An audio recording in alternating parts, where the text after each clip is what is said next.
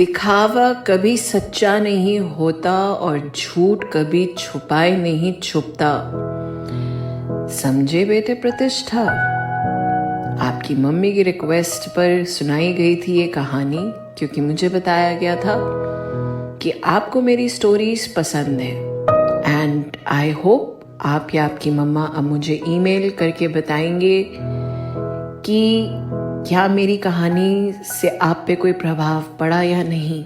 Okay, email ID है मेरा prerna.sopti@gmail.com या smilewithprernaSopti@gmail.com।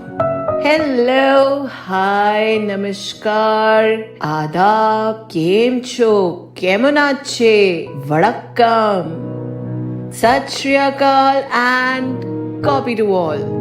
एक और लिसनर्स की रिक्वेस्ट पर उनकी एक समस्या का समाधान लेकर आपके हेयर केयर, स्किन केयर की समस्या का समाधान के साथ साथ अपने कहानीकार को लेकर आई हूँ आप सबके बीच प्रेरणा के पन्नों से के उद्घोष चैनल पर एक लिसनर की प्रॉब्लम का सल्यूशन, जैसे हर बारी कहानियों से सुनती हूँ, ढूंढती हूँ और आप सबको सुनाती हूँ लेकर के।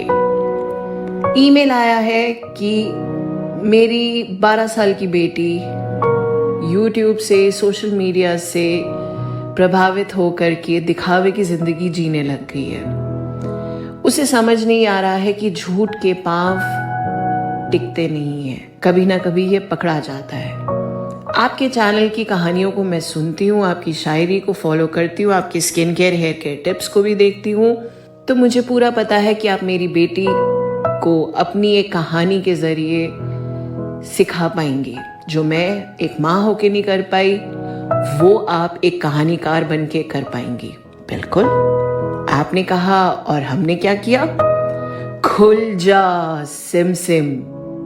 हमारे प्यारे अकबर बीरबल की कहानियों में से एक कहानी लेकर के मैं आप सबके सामने आ गई हूँ।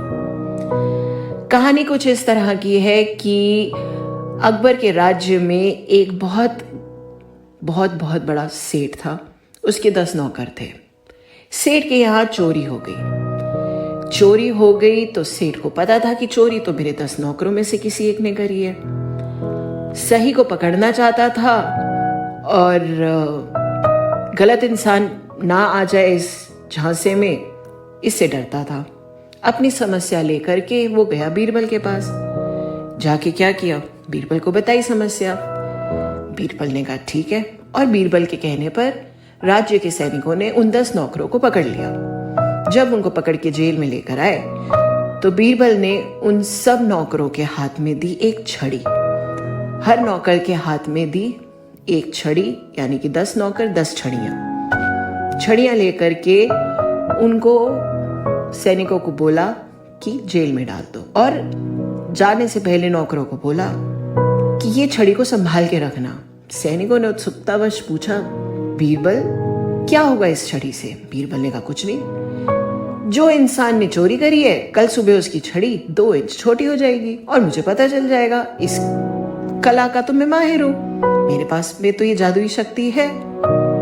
बस फिर क्या था, सारे नौकर रात को जेल में डाल दिए गए। अगले दिन सुबह जब बीरबल आया, उसने सारे नौकरों को बोला छड़ी समेत जेल से बाहर आ जाओ, और धीरे धीरे उन सब नौकरों की छड़ी को देखने लगा। तभी एक नौकर के हाथ की छड़ी को देख करके उसने कहा पकड़ लो, यही चोर है। सेठ को बुलाया गया और चोर उसके हवाले कर दिया गया। सेठ बड़ा खुश, पर उसने बीरबल से पूछा वाकई में आपको ये जादू आता है? बीरबल मुस्कुराया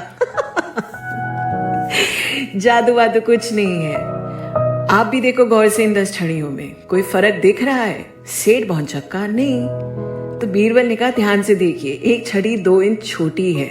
साफ था जिस नौकर ने चोरी करी थी उसकी चोरी पकड़ी ना जाए, इसलिए उसने उस छड़ी को 2 इंच छोटा कर दिया था। जादू वादू तो कुछ होता नहीं है, हमारे मन का भ्रम होता है, हमारे मन का चोर होता है जो हमारी चोरी, हमारी असलियत को पकड़ा देता है। क्या करना है इस दिखावे की जिंदगी का? कुछ नहीं मिलेगा, सब यहीं का यहीं रह जाएगा। रहेगी तो सिर्फ आपकी सच्चाई याद हर एक को। धन दौलत शोहरत सच्चाई की कमाई हो तो बहुत रास आती है, और इसके लिए क्या करना पड़ता है?